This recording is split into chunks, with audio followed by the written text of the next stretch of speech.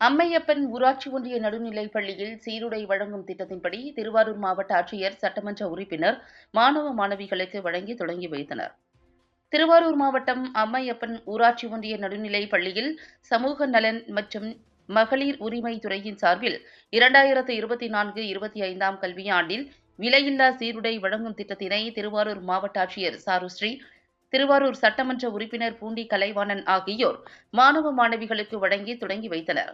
தமிழ்நாடு அரசின் விலையில்லா சீருடைகள் திருவாரூர் மாவட்டத்தில் 32,445 மாணவர்கள், 33,160 மாணவிகள் என ஆக மொத்தம் 65,605 மாணவ மாணவிகளுக்கு வழங்கப்படுகிறது.